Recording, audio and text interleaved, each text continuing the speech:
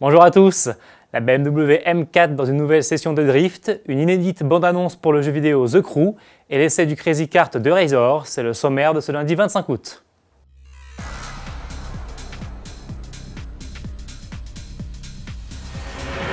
Mais débutons sans plus attendre avec Nissan qui profite de la rentrée pour offrir une légère mise à jour à son 370Z. Au programme, pas de révolution, mais quelques petites évolutions comme l'apparition de série et dès l'entrée de gamme de nouvelles jantes 18 pouces. À bord, place à de nouveaux sièges conçus pour offrir plus de maintien et de rigidité. Au centre des attentions de Nissan, le confort a également été amélioré par le biais de nouveaux réglages de suspension et une meilleure insonorisation de l'habitacle. Sous le capot, pas de changement en revanche. On retrouve toujours un bloc V6 3,7 litres de 328 chevaux qui délivre sa puissance aux roues arrière. Si les prix du nouveau 370Z n'ont pas encore été communiqués, le modèle devrait être disponible dans le courant du mois de septembre, soit en même temps que la version restylée du 370Z Nismo. Présentée en mai aux États-Unis, cette variante bodybuildée de la sportive japonaise arrive en effet chez nous. Look plus agressif, aérodynamisme revu et sièges baquets Recaro spécifiques font tout le sel de ce modèle, toujours propulsé par ailleurs par 344 équidés. Uniquement proposé avec une boîte de vitesse manuelle à 6 rapports, le 370Z Nismo revendique un 0 à 100 abattu en seulement 5 secondes 2. Avis aux amateurs. Sportivité toujours avec BMW qui nous livre aujourd'hui une nouvelle vidéo de sa dernière M4. Et comme précédemment, c'est en drift que la remplaçante de la M3 se distingue.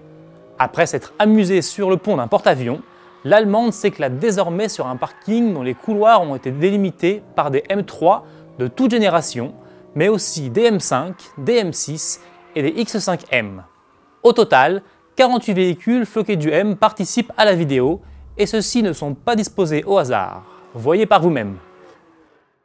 Sans transition, passons maintenant dans le virtuel avec le jeu vidéo The Crew qui s'annonce à travers une nouvelle bande-annonce. Comme ses concurrents Drive Club et Forza Horizon 2, le jeu développé par Ivory Tower et édité par Ubisoft proposera un monde ouvert mais ne se limitera pas à des courses classiques. Axé sur le mode multijoueur en ligne, il permettra à tous les gamers de vivre des aventures motorisées sur les routes américaines. De la ville à la montagne, en passant par le désert, il sera en outre possible de piloter de nombreux bolides existants dans des environnements variés.